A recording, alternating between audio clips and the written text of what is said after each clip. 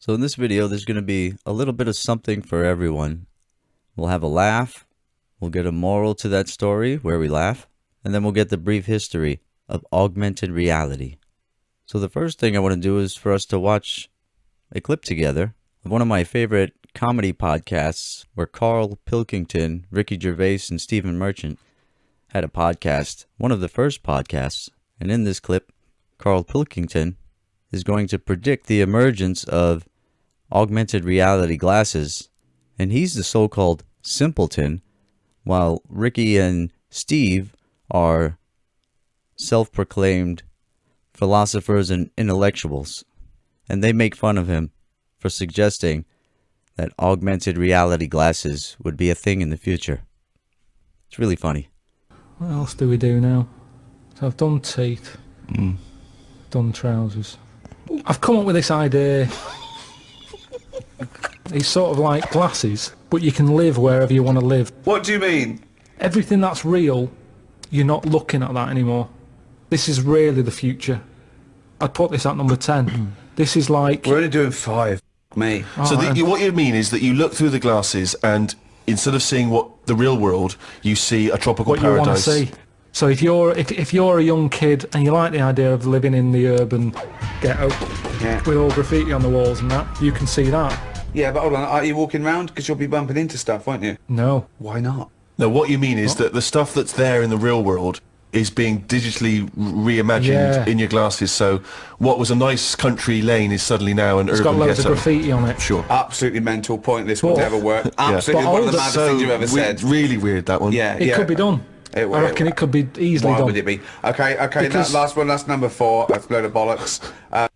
Now there's a pretty deep moral story there, if you really think about it. Even though it's a comedy podcast and they might be making up bits, I think it was filmed in a time that came before all of the AR glasses that we see today, before Microsoft's, Google's, and Apple's glasses. And what I believe is they had no idea of what was being experimented on in labs. So the moral is, sometimes a simpleton, he would be the equivalent of a redneck in the UK. He just doesn't sound like a USA redneck. He sounds like a UK redneck. And they were constantly, throughout the whole podcast series, making fun of Carl, calling him stupid and other things. And Carl was the best part of the podcast. And a whole lot of things that he predicted came to be. So the moral is, sometimes you have an idea man who might be a simpleton, or somebody that doesn't have an intellectual or expert technical mind that can come up with better ideas than somebody who has their mind fully engrossed in the technical aspects of things. Kind of like Steve Jobs and Wozniak, where Steve Jobs was the idea man and Wozniak was the man who could actually bring those ideas to life.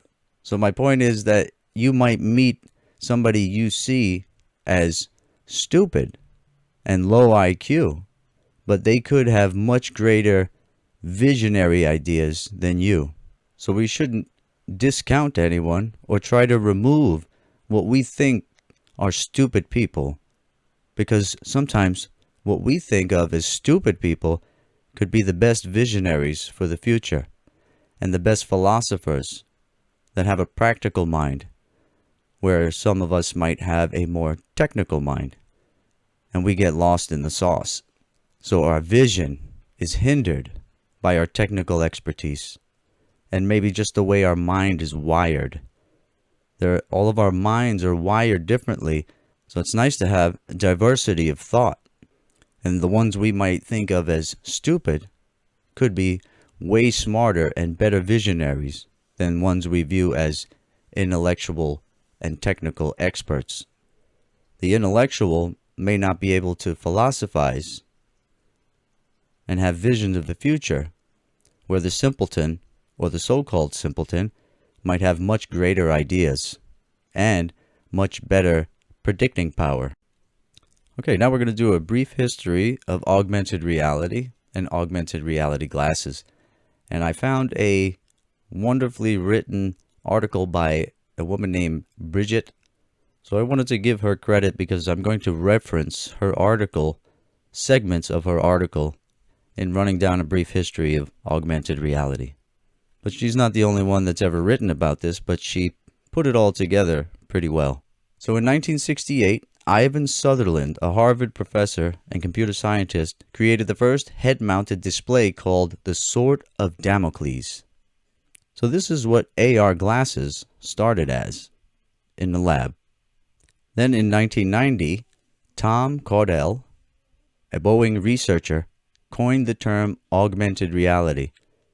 So Tom Caudell is the man who coined the term augmented reality, which is a great way to describe that technology. Then in 1992, Louis Rosenberg, a researcher in the USAF, I think that's U.S. Air Force, Armstrong's research lab, created virtual fixtures, which was one of the first fully functional augmented reality systems.